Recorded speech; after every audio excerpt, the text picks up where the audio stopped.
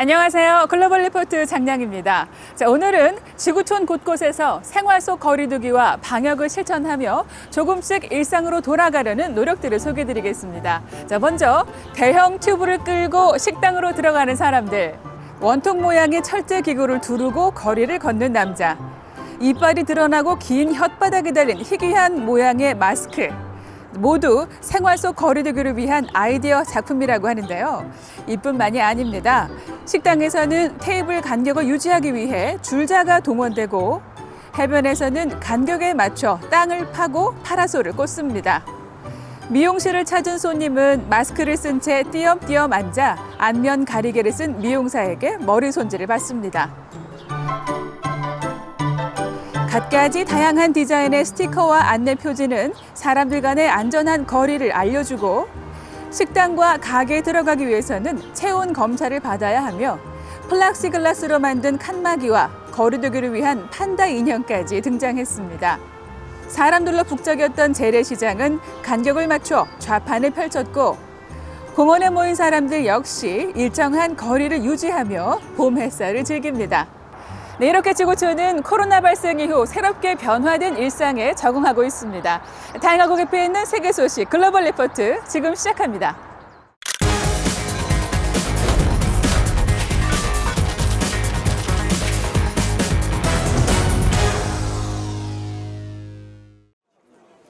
중국이 코로나 바이러스 사태로 미뤘던 최대 정치 행사 양회를 21일 베이징에서 개최해 이번 주 주요 해시태그에 올랐습니다. 전국 인민대표대회와 인민정치협상회의를 일컫는 양회는 지난 3월에 열릴 예정이었지만 신종 코로나 바이러스의 여파로 2달 반 늦춰진 겁니다. 중국 정부는 전염병 우려로 양회 규모를 대폭 축소했는데요. 수행 인원과 취재진을 최소화하고 일정도 절반가량 단축했습니다.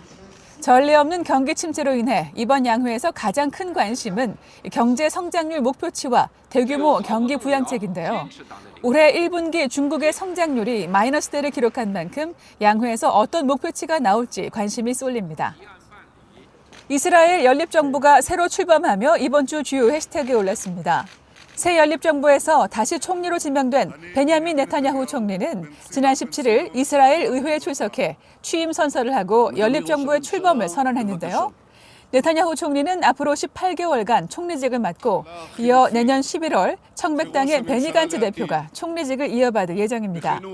2018년 12월 연립정부의 붕괴로 이스라엘은 지난 17개월간 3번의 총선거를 치르는 등 정치적 혼란에 빠졌었는데요. 연정을 통해 5선에 성공한 네타냐후 총리는 팔레스타인 주민이 다수인 요르단강 서안 합병에 적극 나설 것으로 관측됩니다. 브라질에서 코로나 바이러스로 인해 1,000명 이상의 사망자가 하루에 나오며 바이러스 확산세가 급등하고 있습니다. 누적 확진자 수 또한 미국과 러시아에 이어 세계에서 3번째로 많은 나라가 됐는데요. 혼란의 중심에는 자이르 보우소나루 대통령이 있습니다.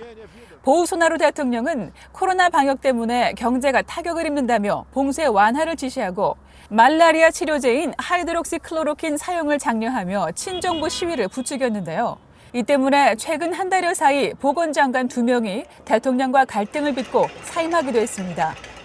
브라질에서는 최근 보우소나루 대통령의 퇴진을 촉구하는 시위가 이어지고 있습니다. 코로나 팬데믹 이후 지구촌 각지에서 자전거를 타는 사람이 늘고 있어 이번 주 주요 관심사에 올랐습니다. 감염에 취약한 대중교통을 피해 출퇴근의 이동수단으로 이용할 뿐 아니라 취미 활동과 운동으로 주목받는 건데요. 자전거 판매량이 많이 증가해 물량 부족 현상을 보이고 중고 자전거 시장에도 때 아닌 호황이 찾아왔습니다. 팬데믹이 장기화하는 가운데 유럽 등 여러 나라에선 자전거를 안전하고 편리하게 이용할 수 있도록 많은 공을 들이고 있습니다.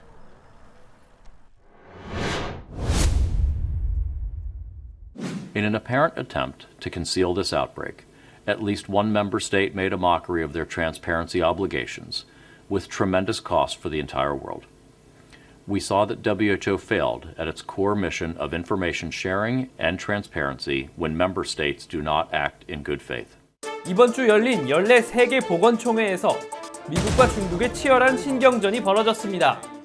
WHO의 역할과 투명성 문제를 놓고 양국이 공방을 펼친 건데요. 클릭 글로벌 이슈 오늘은 코로나 책임론과 좁아지는 WHO 입지에 대해 살펴보겠습니다.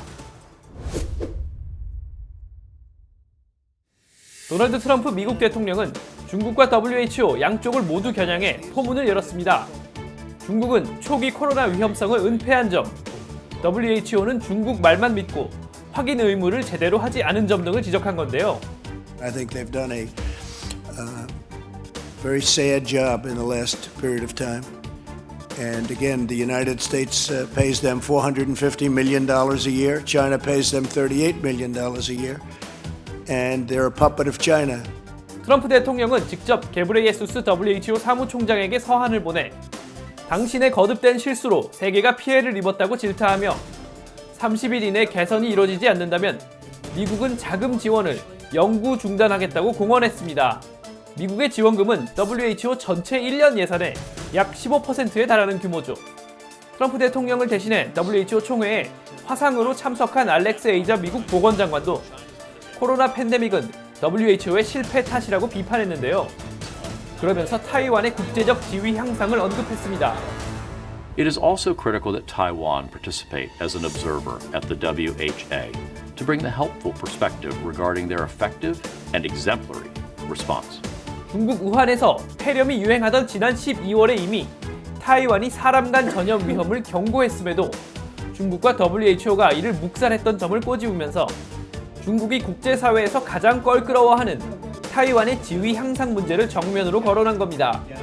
이에 중국은 미국이 자국의 방역 실패 책임을 엉뚱한 데 돌리려 한다며 발끈했지만 실제로 타이완은 올해도 중국의 압력으로 인해 WHO 연례총회에 초대받지 못했다고 밝혔습니다. 在此要跟大家报告，非常遗憾，我们并没有收到邀请函。对于世界卫生组织秘书处屈服于中国政府的压力，持续漠视2300万台湾人民的健康人权。 유럽 국가들을 비롯한 다른 회원국들은 일단 팬데믹 퇴치를 위해 WHO를 중심으로 세계가 협력할 것을 호소했습니다. 이틀간의 총회 끝에 회원국들은 WHO를 포함한 국제사회에 코로나 대응에 대해 조사를 실시하기로 합의했는데요.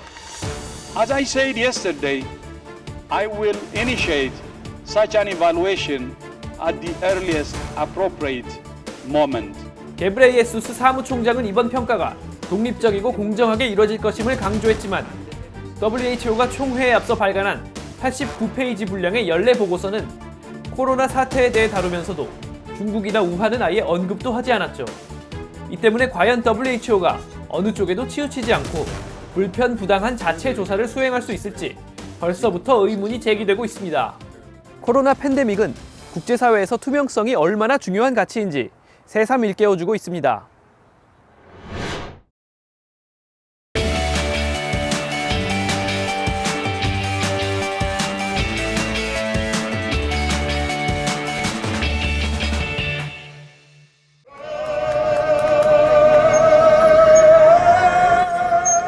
I've been out here about 5 nights. I've come out about at least a dozen times, if not more.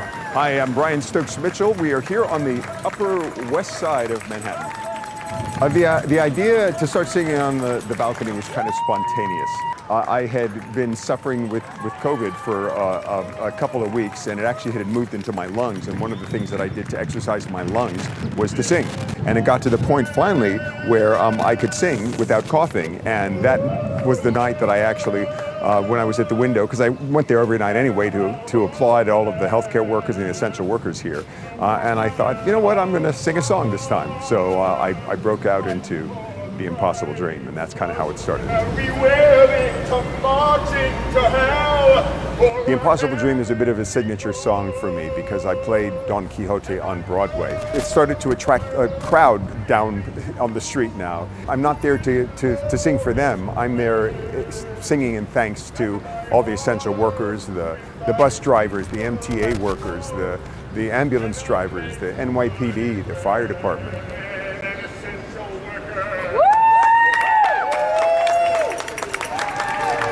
I live right upstairs and have been listening to Brian Stokes Mitchell for the last couple of weeks. It's been very inspirational, and the crowds out here, sort of meaningful that he himself had gone through that and was really giving back to the community. People feel just a little bit better for that 1 or 2 minutes and just inspired, like, you know, we're going to get through this.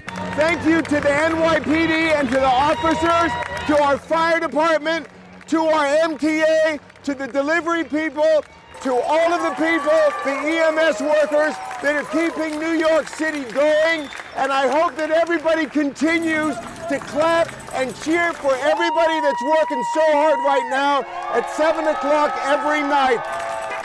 Thank you, everybody. Stay safe. Keep loving one another. And the world will be better for this. That one man scorned and covered with scars still strove with his last ounce of courage to reach the unreachable. And I'll do a big note for everybody standing here. Star